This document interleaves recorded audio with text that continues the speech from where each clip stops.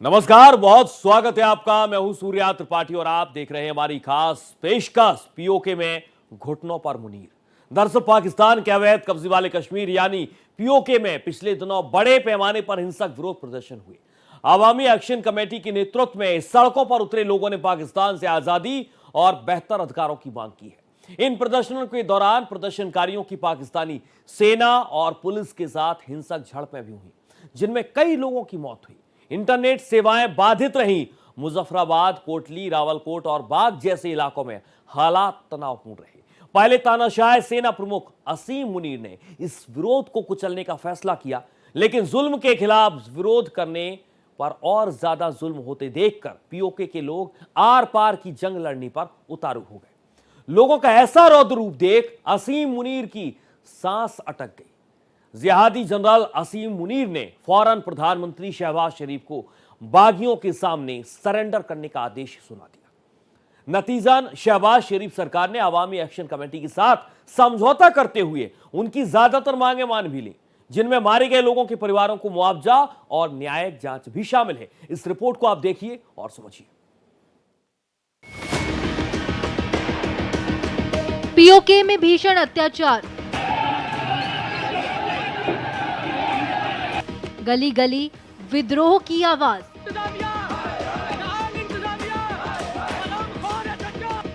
गोलीबारी, दमन, जबरदस्ती, बगावती आग ज्यादा भड़की।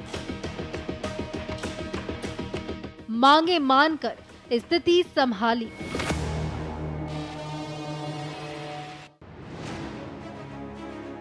सेना प्रमुख असीम मुनीर ने तानाशाही राज में पाकिस्तान के पंजाब प्रांत को छोड़कर हर नाराजगी, गुस्सा और बगावत सुलग रही है। लेकिन पाकिस्तान के अवैध कब्जे वाले कश्मीर यानी पीओके में करीब एक हफ्ते से यही बगावत ज्वालामुखी बन फूट पड़ी। शहबाज शरीफ की मुखौटा सरकार ने असीम मुनीर का आदेश मानते हुए पहले पीओके के लोगों के विद्रोह को कुचलने की कोशिश की। कई जगह गोलीबारी में कई प्रदर्शनकारी मारे गए।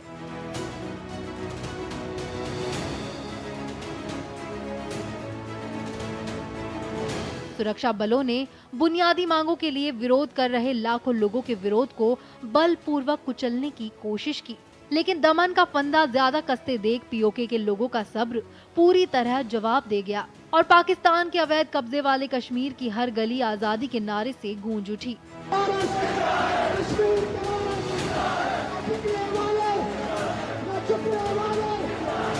गांव-गांव और शहर-शहर हजारों लोगों के हुजूम बगावत में झंडा बुलंद कर एकजुट हो गए।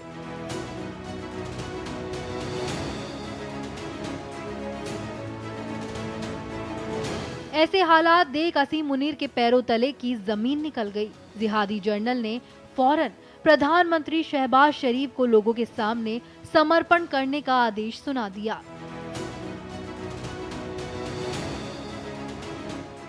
एक आला सतही वफ्द प्राइम मिनिस्टर ऑफ पाकिस्तान की हिदायत पे आज़ाद कश्मीर के जो इस वक्त सूरत हाल थी, वहाँ पे जो जॉइंट एक्शन कमेटी थी उनसे मुज़ाकरात के बाद आज अभी इस्लामाबाद में हम वापस आए हैं।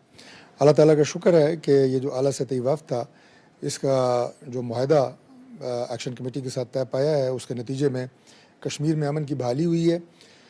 जॉइंट एक्शन कमेटी ने आज़ाद कश्मीर में अवामी मफादात के हवाले से और उनके मसाइल के हवाले से एहतजाज की एक कॉल दी थी। ज़ाहिर है आज़ाद कश्मीर का अपना एक इंटरनल मैटर था, लेकिन जब उस एहतजाज का आगाज़ हुआ तो वहाँ पे कुछ पुरतशद्दुद मुजाहरे देखने में आए, जिससे कीमती इंसानी जानों का नुकसान भी हुआ, जिसमें हमारे पुलिस के कुछ कांस्टेबल्स और कुछ जो मुजाहिरीन थे वो लोग शामिल थे। तो सबसे पहले तो उन सब की फैमिली से हम दिली दुख और अफसोस का इजहार करते हैं।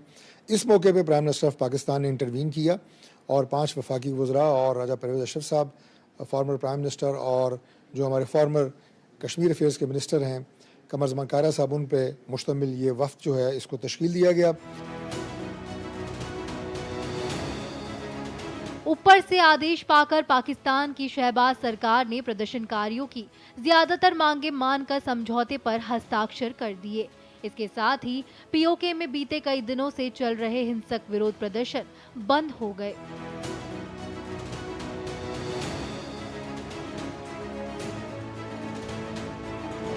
दरअसल पाकिस्तान की संघीय सरकार और प्रदर्शनकारियों के बीच विरोध प्रदर्शनों को समाप्त करने के लिए एक समझौते पर हस्ताक्षर किए गए।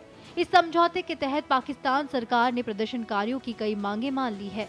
पीओके में बिगड़ते हालात को देखते हुए पाकिस्तान के प्रधानमंत्री शहबाज शरीफ ने प्रदर्शनकारियों से बातचीत के लिए एक उच्च स्तरीय प्रतिनिधि मंडल को मुजफ्फराबाद भेजा था। पूर्व प्रधानमंत्री राजा परवेज अशरफ के नेतृत्व में इस प्रतिनिधि मंडल ने लगातार 2 दिनों तक गहन चर्चा की। इसके बाद संसदीय कार्य मंत्री तारिक फजल चौधरी ने सोशल मीडिया पर घोषणा की कि दोनों पक्षों के बीच समझौता हो गया है। उन्होंने कहा कि प्रतिनिधि मंडल ने जम्मू कश्मीर संयुक्त अवामी एक्शन कमेटी के साथ अंतिम समझौते पर हस्ताक्षर कर दिए हैं। प्रदर्शनकारी अपने घरों को लौट गए हैं। सभी सड़कें फिर से खोल दी गई है। ये शांति की जीत है।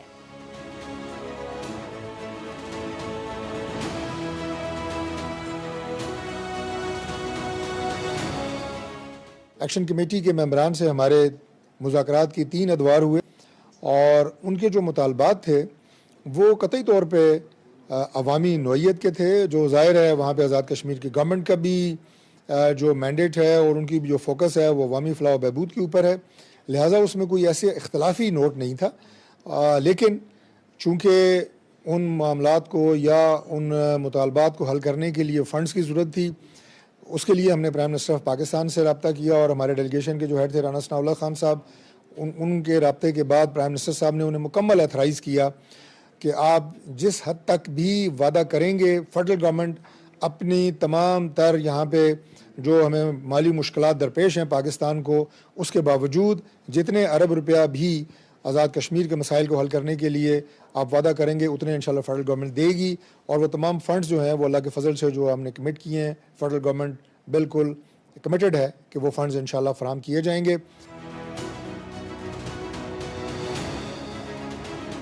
बता दें कि विरोध प्रदर्शन समाप्त करने के लिए 25 बिंदुओं वाले एक समझौता दस्तावेज पर हस्ताक्षर किए गए हैं, जिसमें पाकिस्तान सरकार हिंसा में मारे गए लोगों के लिए मुआवजा देगी। इसके साथ हिंसा की घटनाओं के लिए आतंकवाद के मामले दर्ज किए जाएंगे जिसमें प्रदर्शनकारी मारे गए थे।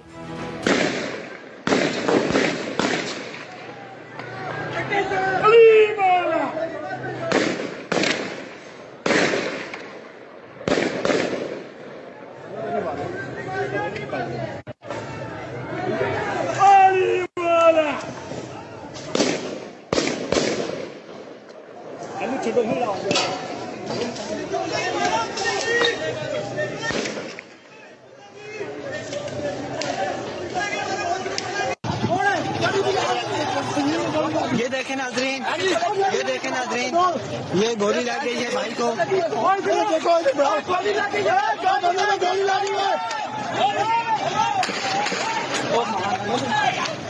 ये देखें नाजरीन, सुजान भाई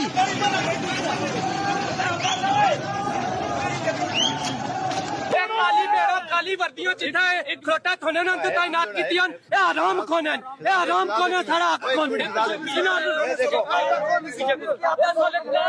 कातलानी पुलिस है ये सारी पुलिस को नहीं है ये सारी पुलिस को नहीं है कातलानी पुलिस कातल सब तो बड़े कातल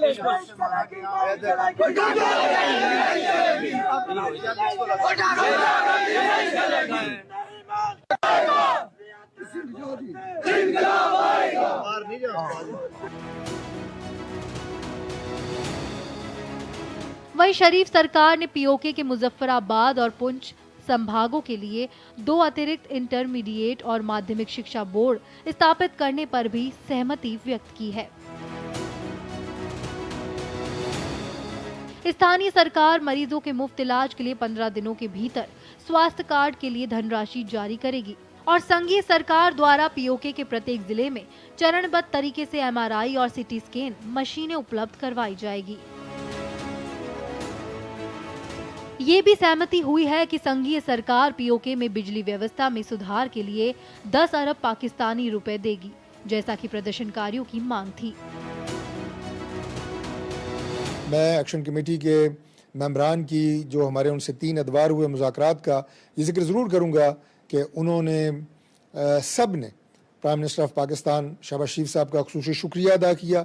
अपना जो मीडिया बयान उन्होंने दिया, प्राइम मिनिस्टर का जो कंसर्न था आज़ाद कश्मीर की सूरत हाल के हवाले से और वहाँ जो कशीदगी पाई जा रही थी उस पर जो उन्होंने एक्शन लिया, इस वक्त को वहाँ के भेजा और तमाम तर वसाइल जो है वो बरूएकार तमाम तर वसाइल जो है वो इस कमेटी को इख्तियार दिया कि आप वहाँ पे ऐलान करें। तो वो बहुत मशकूर थे कि फ़ेडरल गवर्नमेंट ने जो है वो जो एक दर्द था आज़ाद कश्मीर के लिए उसे महसूस किया। प्राइम मिनिस्टर शहबाज शरीफ साहब ने कश्मीर के अवाम की तकलीफ़ को महसूस किया, तो उन्होंने सब ने बहुत इसका शुक्रिया अदा किया। और जैसा कि कहा गया, हमने उनके अंदर पाकिस्तान की मोहब्बत देखी, पाकिस्तान के लिए दर्द देखा और उनके तमाम तर जो इश्यूज़ थे सैर हासिल गुफ्तगू के बाद उनसे एक मुआहदा तय पाया गया। और मैं ये समझता हूँ कि ये अमन की जीत है, ये कश्मीर की जीत है, कश्मीर की आवाम की जीत है, ये पाकिस्तान की जीत है। बता दें कि जम्मू कश्मीर संयुक्त अवामी एक्शन कमेटी के नेतृत्व में पीओके में विरोध प्रदर्शन हो रहे थे। प्रदर्शनकारियों ने 38 बिंदुओं का एक चार्ट जारी किया था, जिसकी मांगे पूरी न होने पर प्रदर्शनकारियों ने सड़क पर उतरने की चेतावनी दी थी।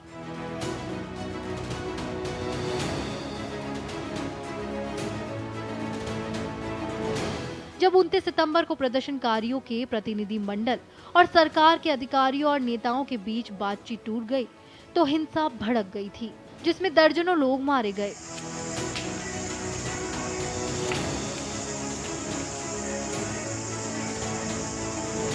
हालांकि पूरे पीओके में विरोध और बगावत शुरू होने पर तानाशाह असीम मुनीर घबरा गए और शहबाज शरीफ ने सरकार को आदेश दिया कि हालात संभालने के लिए लोगों को मांगे पूरी करने का आश्वासन दे दिया जाए।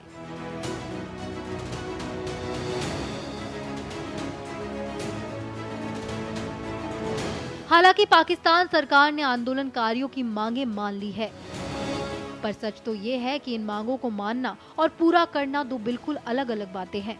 विद्रोह का भीषण ज्वालामुखी देख असीम मुनीर और शहबाज शरीफ ने अभी तो पीओके के लोगों के सुर में सुर मिला दिया है, लेकिन ये भी हकीकत है कि जिहादी जर्नल के वादे हकीकत नहीं बन पाएंगे।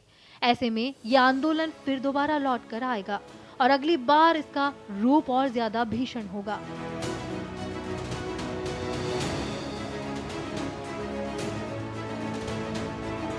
दरअसल पीओके में हुए हिंसक प्रदर्शन बताते हैं कि पाकिस्तानी फौज के दमन और संसाधनों की लूट से जनता किस कदर त्रस्त है।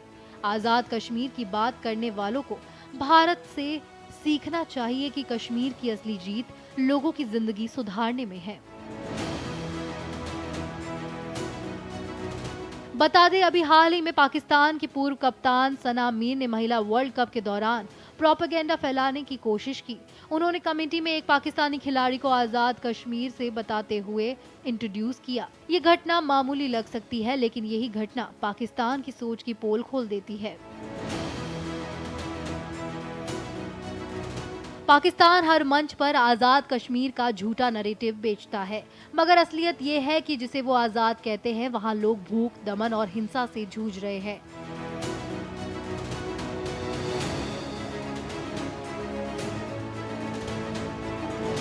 सना मीर को बाद में सोशल मीडिया पर सफाई देनी पड़ी है कि उनका मकसद राजनीति करना नहीं था, लेकिन सवाल ये भी है कि खेल की कमेटी में भी पाकिस्तान के लोग अगर पीओके को आजाद बताने लगे तो ये वही से शुरू होने वाला झूठ है जो दशकों से पाकिस्तान चला रहा है।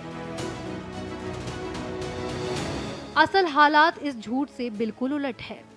पाकिस्तान अधिकृत कश्मीर यानी कि पीओके में कई दिन भीषण और हिंसक विरोध प्रदर्शन हुए। लोग सड़कों पर उतरे, पुलिस से भिड़ गए, कई मारे गए, इंटरनेट बंद कर दिया गया, बाजार ठप हो गए। लोगों की मांगे क्या थी? सस्ती बिजली, स्वास्थ्य सुविधाएं, नौकरियां और भ्रष्टाचार से मुक्ति।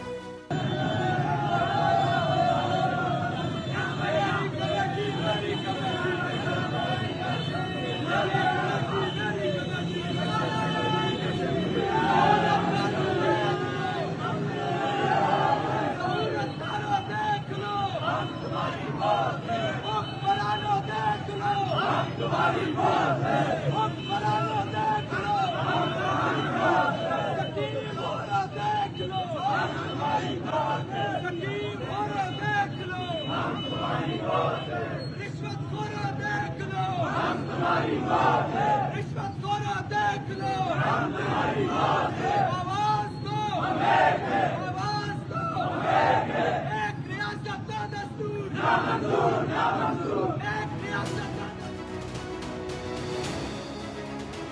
पाकिस्तान अधिकृत कश्मीर यानी पीओके में कई दिन भीषण और हिंसक विरोध प्रदर्शन हुए। लोग सड़कों पर उतरे, पुलिस से भिड़ गए, कई मारे गए, इंटरनेट बंद कर दिया गया।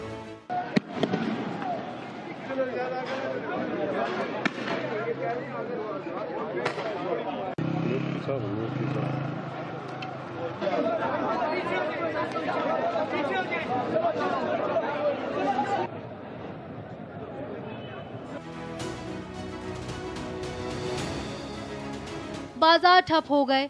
लोगों की मांगे क्या थी?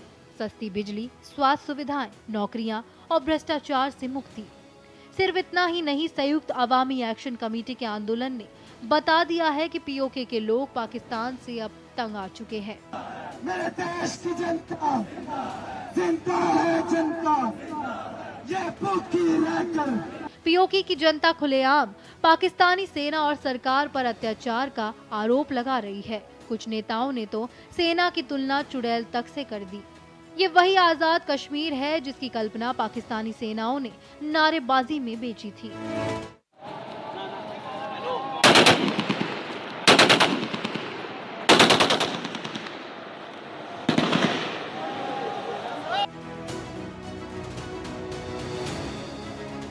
अब इसकी तुलना भारतीय जम्मू कश्मीर से कीजिए। 2019 में आर्टिकल 370 हटने के बाद स्थिति पूरी तरह बदल गई। कश्मीर अब अलगाव की जगह पर्यटन और विकास के लिए जाना जा रहा है। पर्यटन रिकॉर्ड स्तर पर पहुंच चुका है। गुलमर्ग और श्रीनगर में होटल महीनों पहले फुल हो जाते हैं। इंफ्रास्ट्रक्चर में बड़े प्रोजेक्ट, नए टनल्स, हाईवे और रेलवे नेटवर्क का जाल बिछाया जा चुका है।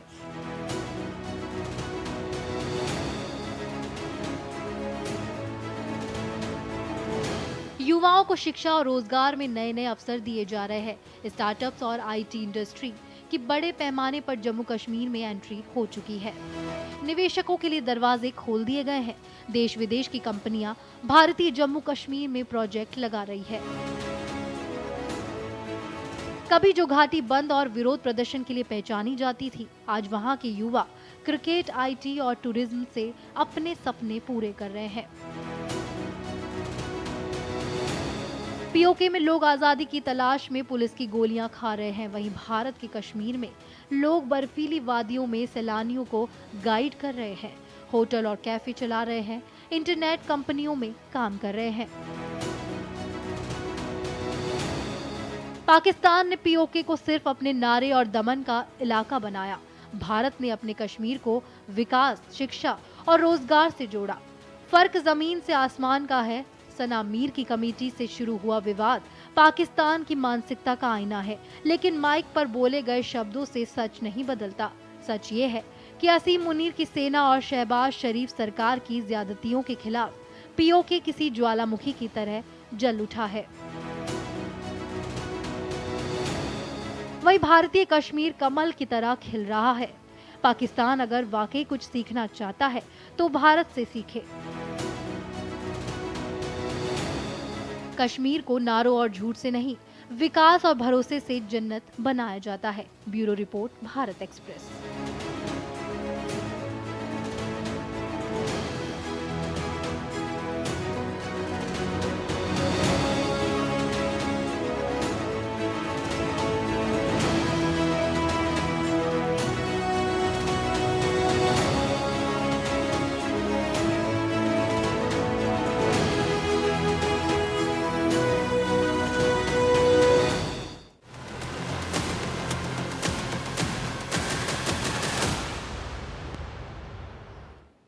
ब्रेक के बाद स्वागत है आपका और आप देख रहे हैं हमारी खास पेशकश पाकिस्तान का महाअत्याचार।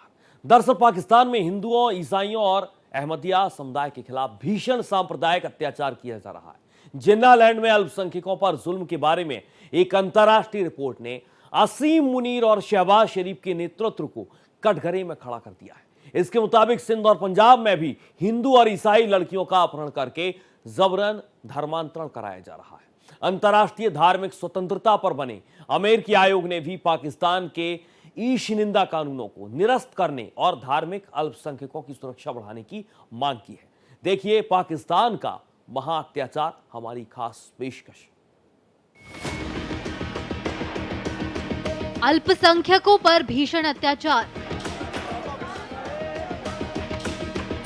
पाकिस्तान में इंसानियत शर्मसार।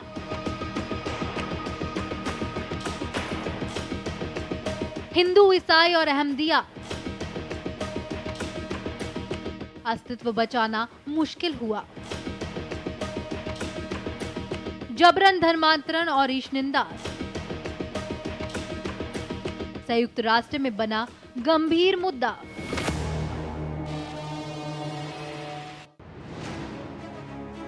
पाकिस्तान में हिंदुओं, ईसाइयों और अहमदिया समुदाय का योजनाबद्ध तरीके से उत्पीड़न हो रहा है।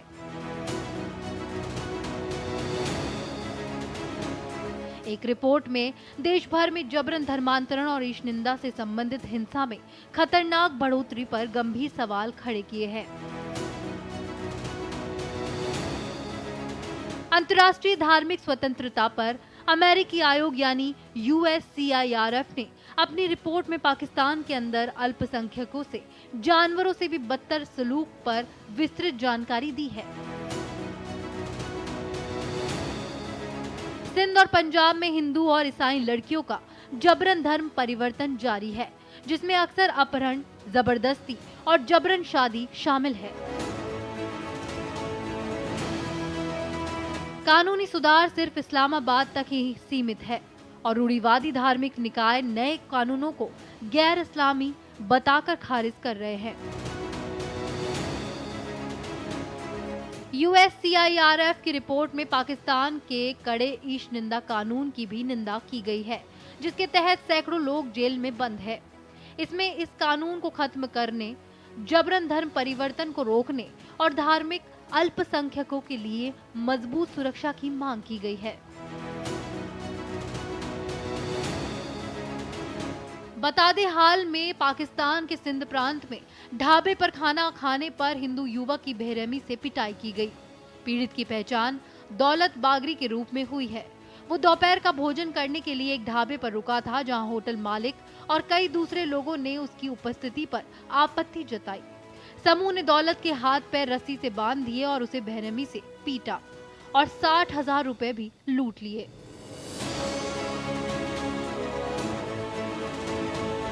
वहीं पाकिस्तान का कानून खुले तौर पर अहमदिया लोगों के साथ भेदभाव करता है। उन्हें खुद को मुसलमान बताने या सार्वजनिक रूप से अपने धर्म का पालन करने से रोकता है।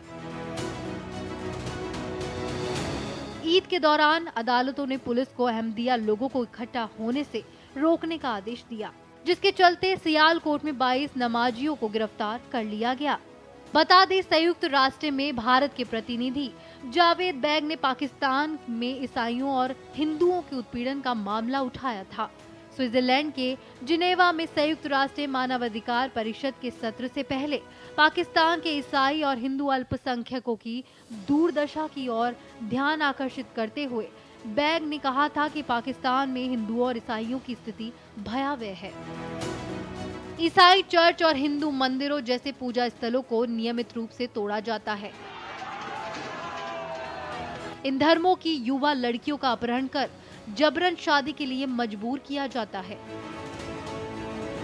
बैग ने कहा कि अंतर्राष्ट्रीय ईसाई समुदाय भी इस पर चुप है। ब्राजील, अमेरिका और रूस समेत 157 ईसाई बहुल देशों में से किसी ने भी पाकिस्तान में ईसाई अल्पसंख्यकों पर हो रहे अत्याचार पर सार्वजनिक सवाल नहीं उठाया है। Bureau report, Bharat express.